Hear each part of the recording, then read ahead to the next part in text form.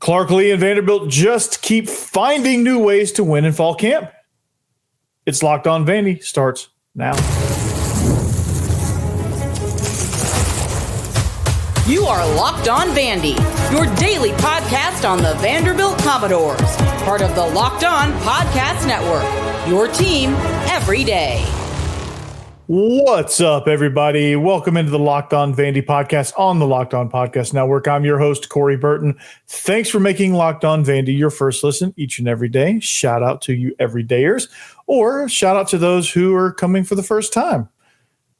However you got here, whenever you got here, how long you've been here, it's all the same. Thank you for being here. We're free and available wherever you get your podcast and on YouTube as a part of the Locked On Podcast Network, your team every day. And today's episode is brought to you by Game Time. Download the Game Time app, create an account, and use code LOCKEDONCollege for $20 off of your first purchase. So got an exciting show for you guys. So we're going to start the week off right. Scrimmage over the weekend. It was an interesting scrimmage, to say the least. But there's a, offense, defense. They were playing a lot of the reserve guys, the depth guys, and trying to get them some work and get them some really good live reps. And they accomplished that. But, I guess the story of all this and the story of camp is, and this is a strategy that's spilling over from the NBA. It's called load management. And Clark Lea is practicing that as we speak. And I think, honestly, there's a lot of opinions floating around about this technique. And is it good? Is it bad? Do we know enough about it? What is the thing surrounding it? And honestly, I think it's a great thing. I mean, I think when Clark Lea is trying to find creative ways to keep his team fresh, that's the way to go, and honestly, I applaud him for that, because down the stretch of last season, my God, your depth was awful, because guys they felt like they were dropping like flies. The injuries just kept piling up, and even the ones that weren't injuries that required missing time, it definitely took someone down from like 90% to say 60%. They just weren't quite as effective as they were when they were relatively healthy, because no one's 100% after the first game. No one's 100% coming out of camp, really. So, I say full health is about 90%, because, you're sore, you're banged up, you're beat up, you got a nick here, knack there, bump, bruise, here, there, and everywhere. But, I think just the whole notion of, Diego Pavia was on 1.5 feet after he got rolled up in the Kentucky game. He was never the same. Cedric Alexander wasn't the same. AJ Newberry goes down with an ACL injury. You're missing Zaylen Wood for the entire year. He was such a force in the Virginia Tech game. Then he goes down. Linus Zunk goes down. You just lose a whole bunch of guys. Some of the receivers are banged up, concussion protocols with some of the defenders. Like, you just kind of get lost in the minutia of injuries. And some of that, I feel like, can be prevented.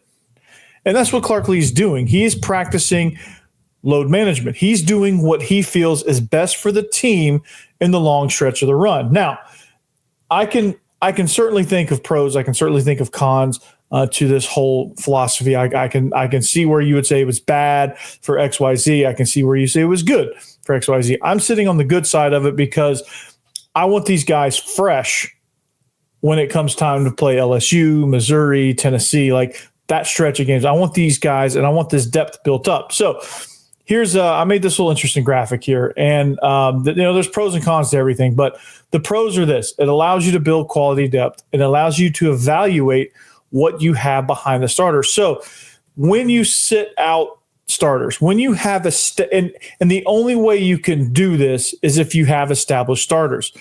And I feel like Vanderbilt, in both phases, on offense and defense, I think pretty much outside of like one or two positions, maybe, that's why it wasn't 100%, I think you have established guys that you don't really need to look at, and that you don't really need to involve in unnecessary collisions. So you get to build that quality depth, and you get to evaluate what's behind the starters. And I think, and I'll talk about this more in depth in the next couple segments, because I think what you saw unfold is extremely promising for one side.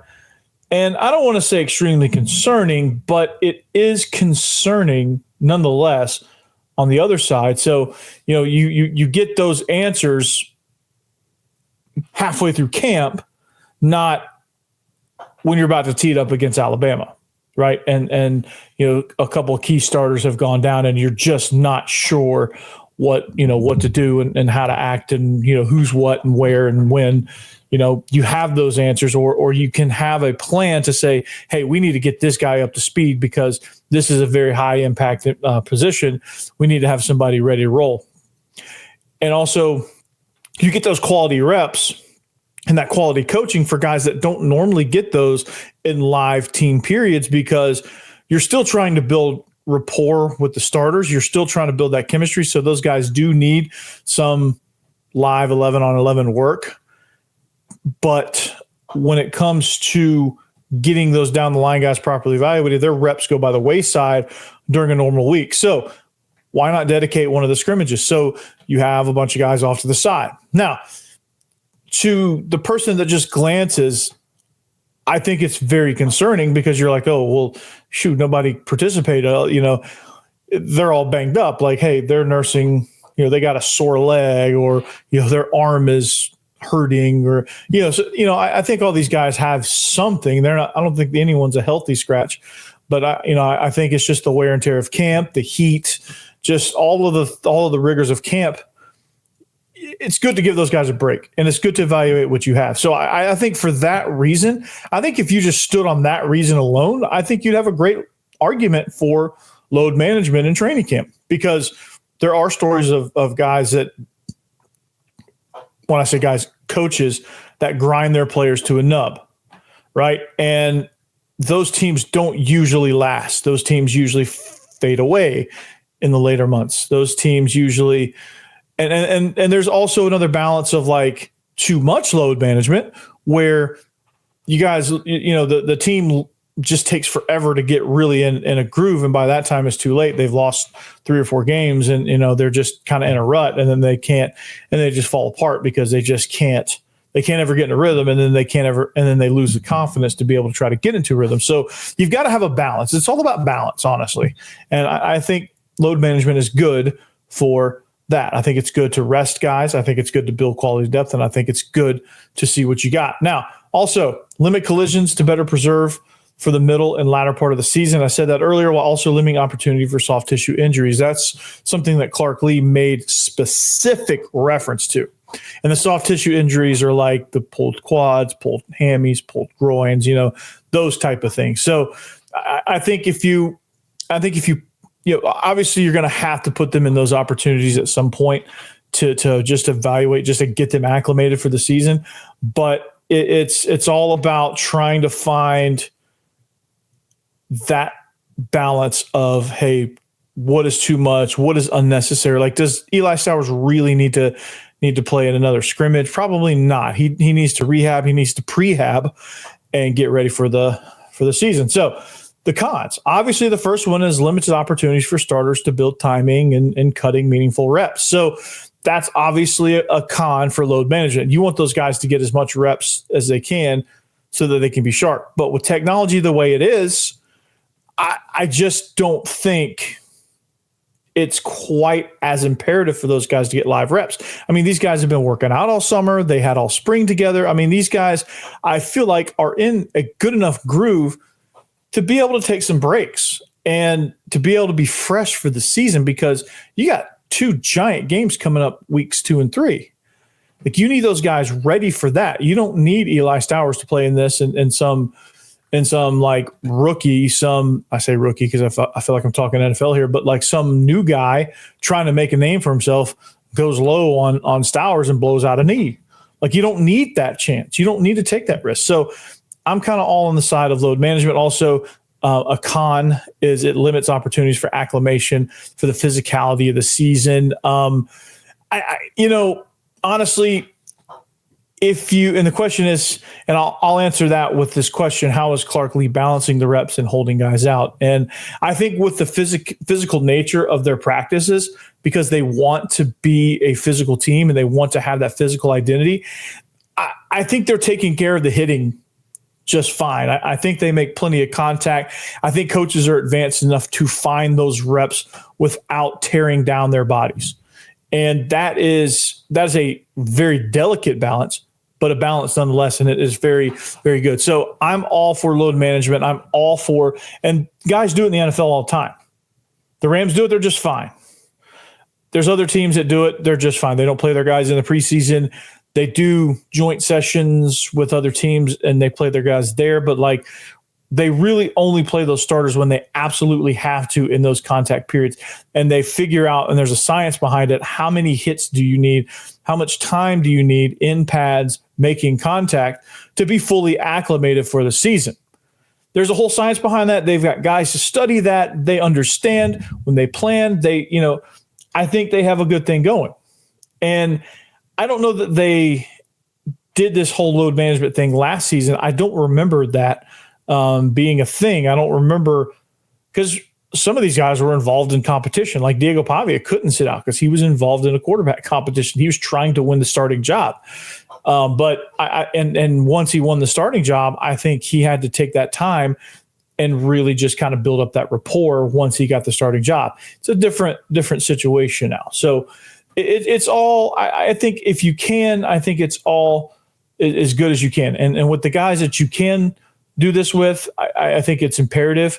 But I think if you're involved in a heavy competition for a starting role, I think you have to practice. I think if you're somebody who's down the line who doesn't get a whole lot of reps in team, I think it's, you don't count. You're not sitting out unless you're legitimately injured, right? So if you're in a competition, obviously that doesn't work. But if you aren't in a positional battle, what's it hurt to let some other guys get some reps and try to figure out what you have and try to figure out, okay, we're going to preserve these guys. We're going to figure out what we have, and we're just going to kind of figure out our plan for the season. Are we screwed if so-and-so goes down?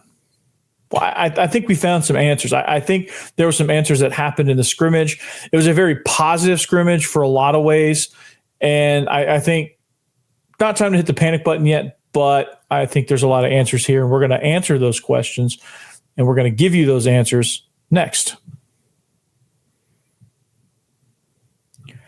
Speaking of answers, man, have you ever been dehydrated? Man, do you know how that feels? Man, it is awful. And when I'm on top of my hydration, though, I notice everything works better. Like my energy's better, my mood, my focus, even my skin. And those of you watching right now could probably go back through my Rolodex of shows. I don't know if anybody's going to be crazy enough to do this, but go back through my Rolodex of shows and find out when I was truly dehydrated and when I was well hydrated. I bet you can tell the difference, right? But honestly, getting enough fluids every day isn't always easy. That's why I've been using Drip Drop. That's why I love Drip Drop. Drip Drop is doctor developed and scientifically proven for fast hydration. It uses the perfect balance of sodium electrolytes and glucose to help your body absorb fluids quickly, delivering 3 times the electrolytes and half the sugar of a leading sports drink. So my go-to flavor is that citrus flavor. It's just citrus. It's a game changer after a workout, or just if I'm having a busy day and I don't have time to really sit down or refill my water a bunch of times, I just throw this. I just drop I like the variety packs, honestly. There's a lot of flavors I like, but I'll just rip up one of those things, drop it in my drink, and hey, let's go, man. And I keep a few on me at all times in my backpack. It's a game changer, right? I get that midday crash. I can feel it coming. Drop one of those things in there. It gives me a little boost. It's not necessarily specifically designed for an energy boost, but the hydration that it provides gives me that focus, makes me sharp, makes me feel like I'm back alive, right? So it's my go-to. And right now, Drip Drop is offering Locked On listeners 20% off your first order. Just head to dripdrop.com and use promo code LOCKEDONCollege. That's dripdrop.com, promo code LOCKEDONCollege for $20 or 20% off, Stock up now before the heat hits hard.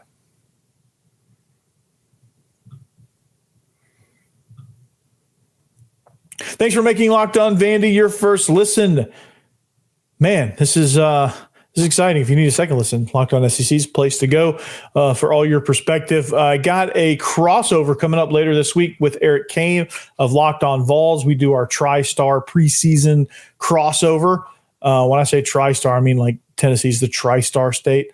We just get together and just kind of see, just what's good. And it'll be interesting to see what we talk about and how it changes from now until Thanksgiving. So that's going to be a very interesting episode. So you don't want to miss that. But when you talk about scrimmages, man, like there's a lot of good things that come from scrimmages, and there's a lot of things, honestly, that I think are great, but don't look great, right? And so one of those things that's great and will probably bode well is the fact that the defense dominated. And that is, man, that's a great thing when you talk about a scrimmage and when you talk about a position, especially the defensive line, that you had such little depth with last season, and it got you in big time trouble. Now you have that depth. You went out in the portal, you invested, and these guys are starting to pay off. These guys, and defensive line is going to be ahead of an offensive line, obviously. And when you have a bunch of new transfers in, offensive line just takes more time. And especially at Vanderbilt, because not only are they learning a new system and learning a new way of life, they have to learn how to flip-flop. And that's never easy. So I think there's a learning curve there. So I'm not really panicking with that, but I'm really excited about this defensive line. Linus Zunk comes back. He had 2.5 sacks. He had a touchdown, right? And he just felt like he was back, It just felt like he was back. He was dominating. And, it just felt good to see him out there because you know what he can provide. The umph, the level of performance that he can provide, just the spark he can give that defense. He was there. He was extremely productive, and he may have just found his way into the rotation. Not that I doubted that, but he's going to get some significant time, and he's going to be a factor at some point this season. I don't know when, I don't know how, but at some point this season, you're going to hear Linus Zunk, and he's going to make a massive play in a massive ball game, right? So just keep your eyes out on that. Linus Zunk, man, had a fantastic scrimmage. Jalen Stone had 2 really good scrimmages. He's just kind of a guy that just very disruptive. Exactly how I described him when he signed. Just disruptive. He just gets in the backfield. He's tough to block. He's got that low center of gravity. He's got good technique. He's just tough to block. He's just a dude, man. He's just a bulldozer.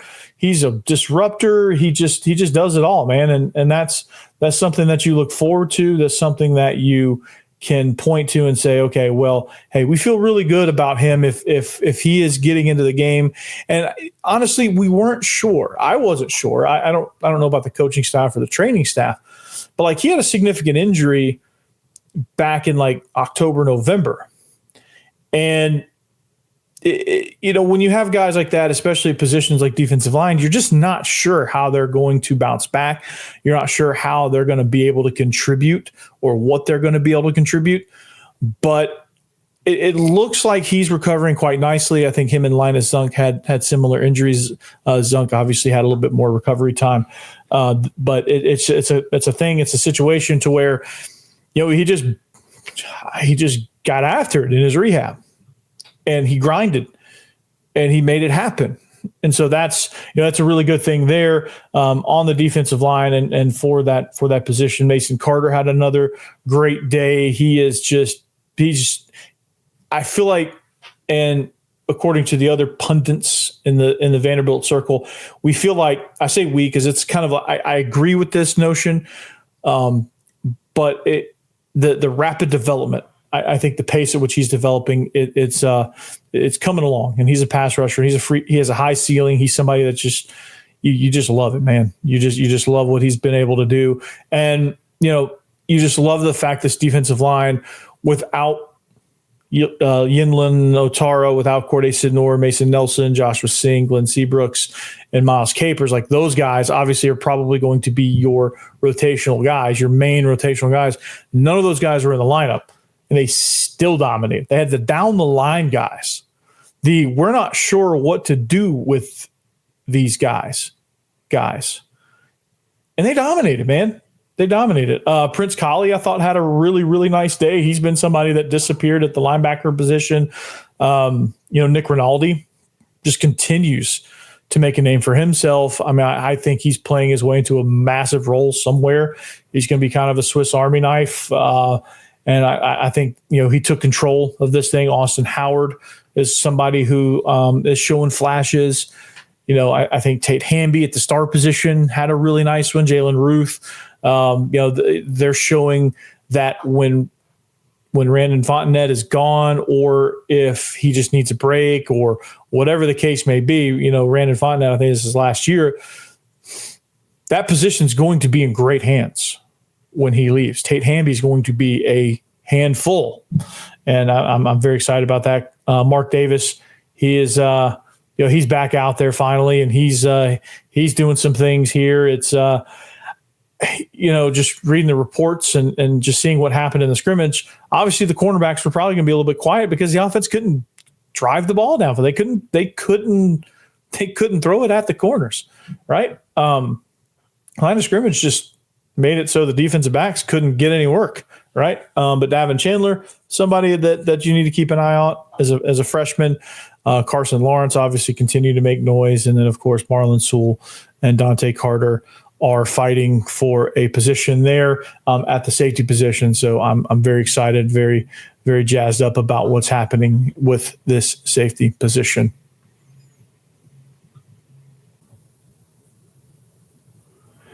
All right, talking about game time, man. Concert tickets, man. Those can be tough, man. And ball game tickets as well. And if you want to decide to go last minute to head to a ball game with your friends or family, like, hey, let's go down to the Braves game, man. Maybe it's game day. You suddenly realize you want to be in the stands. That's exactly where Game Time comes in. It's the easiest way to grab last minute tickets without all the stress. Let's say you want to go to the Titans game, right? You can do that with Game Time. With the money you save on tickets, you can splurge on food, drinks, merch, or even invite a bigger group to come with you. Game Time makes it possible. Game Time makes buying tickets fast and simple. Prices on the app actually drop the closer you get to first pitch.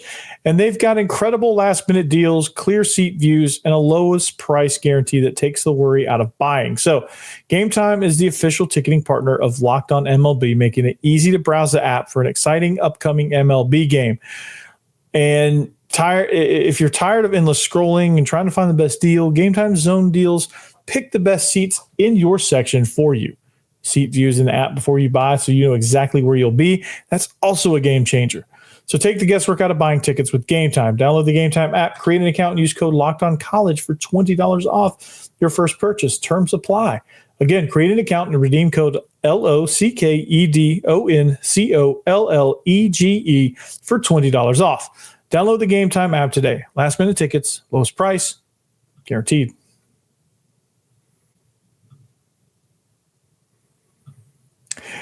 Wrap it up here. Thanks for making Locked On Vandy your first listen each and every day. Thank you for making us part of your day. We hope you enjoyed it. We hope you come back at Locked On Vandy on all social media platforms. Just check it out. The show's growing, guys. So get on board, man. And I'm excited that you're here with me. I'm excited that you're here to share in this experience, and I'm excited that it's going in an upward direction. And that's all I can ask for. And you know what? It's not because of me. It's because of you. You guys listen to me. You guys engage. You guys do all that stuff, and I greatly appreciate it. Without you guys, I wouldn't be where I am. So, thank you. Now, talking about the scrimmage, right? Unfortunately, when you do inter squad, as one side goes up, the other must go down. Occasionally there's that balance, but for the most part, it's one side goes up, the other goes down, right? And this was the case on Saturday. I think scrimmage one, I think you saw more of a balance. Like defense had their moments, offense had their moments, and it was really just kind of a draw. This one was definitely not a draw. The offense was pretty bad. I'm just going to be honest. The offense was bad. They were stagnant. They couldn't score until later. They couldn't protect. It was brutal. It was brutal. And honestly, I think what I said about the offensive line just taking time to gel and taking time to learn, when you have some of these down the line guys, some of these new guys, that it's not a light bulb, man. It just doesn't click on. very fast sometimes. And the chemistry is not there because I think you're trying to figure out who fits where in the second and third units. And you just don't know. And guys get out of place. And the defense, obviously, those guys know what to do. Those guys are more reactionary. Those guys can play faster because it's really just a couple assignments here and really it's just go at the end of the day. But with switching sides, understanding and figuring out where these defenders are going to be, they struggled.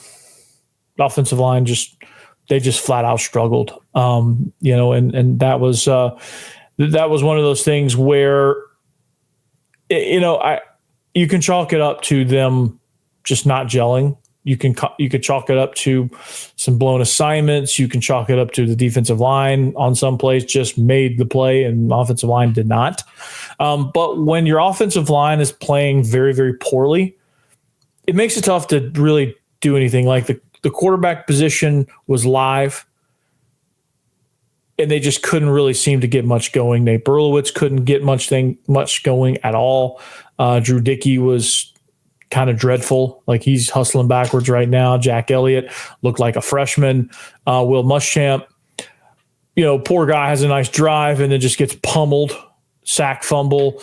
His confidence got shaken. Jeremy St. Hilaire had some nice moments. He gets crushed. I mean, these guys were just getting mauled. The backs, they flashed occasionally. They couldn't do much.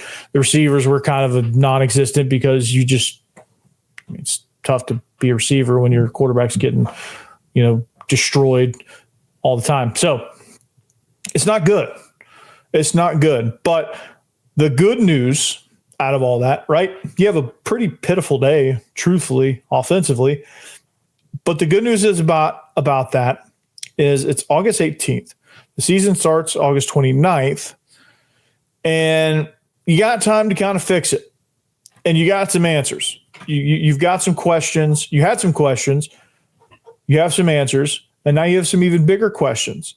So I think when you look at the film and you evaluate, now you know kind of where to go. Now you know what to hone in on. Now these guys are going to understand. These quarterbacks can also – they can understand, okay, well, my protection is going to be bad here. It's going to be good there. Maybe I should, learn how to check, things like that. I think the running backs will be able to get a feel for it. And I think these offensive linemen will grow. This is a growth opportunity for them, right? And that's why I'm not pressing the panic button. It's so easy to say, good Lord, if we have a starter go down, we're screwed. But honestly, you're missing 11 You're missing 11 guys, 11 key pieces on offense. I don't think if you're in that situation, it's going to be rough for you. I don't care who's it. I think if you stripped most programs in America, if you strip their top 11, if you strip the entire starting lineup and said, hey, go win with backups, I think they would all experience the same thing on the offensive line. I guarantee you. Hell, Georgia had some injuries last year, and they underperformed on the offensive line. Granted, underperforming for them was losing in the quarterfinal to Notre Dame in the college football playoff after winning the SEC, but they were able to play enough complementary football throughout the year to get to that point, but the dam just broke once Notre Dame was there. So you just got to learn from it now. And I think this is all going full circle. This all goes back to load management, right? You wouldn't have these answers if you played those other guys in the scrimmage. You wouldn't have these answers. Now you know, right? At the school I teach at, they were able to find in the scrimmages, they were able to get guys in and find out who is doing what and who can, and they improved, right? And I think Vanderbilt will improve overall because at some point they're going to need these guys to step into a role, especially on the offensive line. They're going to need Sterling Porsche. They're going to need Nate Azubuike. They're going to need some of these other guys. It's going to happen. There's going to be something. There's going to be an injury. There's going to be something. One of these guys is going to have to step in. So why not learn now? Why not see the film? As bad as it is, just watch it and say, okay, it's what it did. Let's fix it. Right? And that's all you got. I mean, that's all you got to take away from it. It's a learning opportunity for these guys. It's a scrimmage. It's a scrimmage. You're playing against a stacked deck. You're playing against a defense that knows your offense almost better than you do. And so am I worried? A little. Okay. It's concerning. Yes. It's concerning that the quarterbacks were so bad. It's concerning that the offensive line was so bad that they didn't even let the quarterbacks try to be good in a lot of cases. Is it concerning? Yes. But those concerns will get fixed. And it's not time. You don't need to ring any alarm bells. You don't, the headlines can go, 2-10 incoming, right? You don't need to do all that. None of the starters played. You have a tight end dependent offense that didn't play their top 3 tight ends. Played some developmental guys and some guys that probably will never get in ever. So, am I worried? Yeah, just a little bit. Am I concerned? Just a little bit. Am I panicking? No. But I am excited about the defense. I think it goes twofold. I know you, and I'll leave you with this. I know you'll probably like, well, you can't be super excited about the defense and be not panicked about the offense. It's an overreach on both sides. Yeah, if somebody does extremely well and surprises you, yeah, you can be excited about that. But if somebody does extremely poorly, I don't think it's the end of the world in this scenario. It's a learning opportunity. And they'll get better. They will. And that's what I'm going to leave you with. Stay tuned. This week, got a crossover with Eric Kane coming up, and much, much more with Locked On Vandy. Thanks for listening. We'll see you back here next time. Anchor down. Peace.